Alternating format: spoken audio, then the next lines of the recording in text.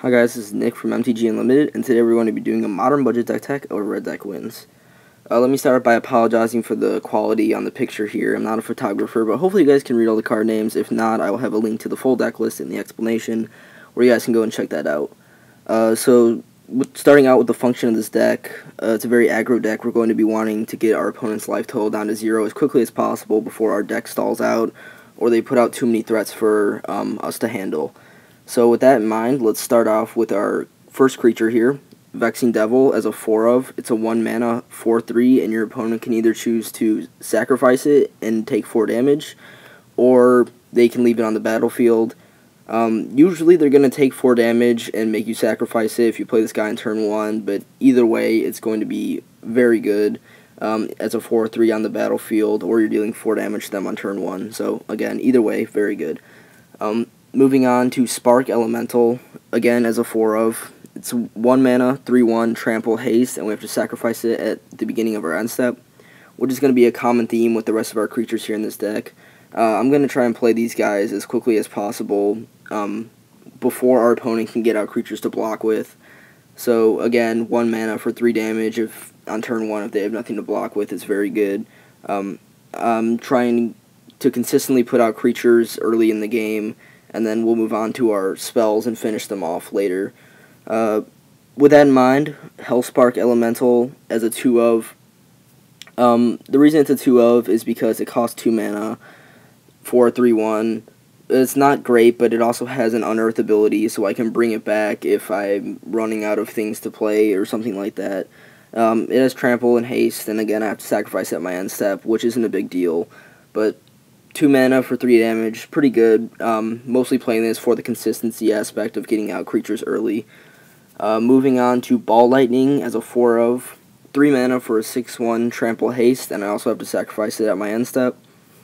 I would probably be playing Goblin Guides instead of this card, but Goblin Guide is very expensive, so if you would rather dish out $80 and play that instead of Ball Lightning, that's fine with me, but this is a budget deck tech, so I am deciding to play 4 Ball Lightnings here just for the money aspect. But that doesn't mean Ball Lightning's a bad card. It's very good. 6 damage on turn 3, and if they do have a blocker, it has trample, so some of it will get through and their creature will die, so very beneficial to you. Moving on to our non-creature spells, Shard Volley as a 4-of. 1 mana for 3 damage to our creature or player. The only downfall is we have to sacrifice a land to play it. So usually I'm going to wait till I have 4 more lands to play this card, or a mana flooded. Either way, even if I don't, 3 damage for 1 mana is still pretty good. The other reason I would play this card is just as a endgame if they have like 3 or less life. Obviously I'm not going to care about sacrificing a land. Either way, very good. Riftbolt, I have this card as a 4-of. 3 mana for 3 damage to our creature or player with suspend 1. I'm almost never going to pay the 3 mana. I'm usually going to pay the suspend here. It is a sorcery, but I can live with that because 1 mana for 3 damage to our creature or player is it's a really quality card. It's very good. So moving on to Lightning Bolt, pretty self-explanatory here. I have this card as a 4-of in the deck. 3 damage to our creature or player at instant speed for 1 mana. Again, very self-explanatory. Probably the best card in the deck, if not very close. Lava Spike, also have this card as a 4-of. 1 mana for 3 damage to a creature or player. The only downfall is it is at sorcery speed instead of instant speed. But again, we're just usually going to be doing the damage directly to the player, so at sorcery speed, it's not too big of a downfall. I'm still going to play this card because it's 3 damage for 1 mana, so I'll take that any day. Moving on to Skullcrack as a 4-of. 2 mana for 3 damage to target player. But probably the reason I'm playing this card is because of its first ability that players can't gain life this turn. Life gain is going to slow down our deck a lot, and we need to have cards to combat it, or else we're going to lose the game. So players will try and gain life on us with their creatures, and cards like Skullcrack, and coming up soon, I'll have a few more cards that'll handle lifelink. These cards are definitely necessary for the deck, because if they gain too much life, our deck's going to stall before we can kill them.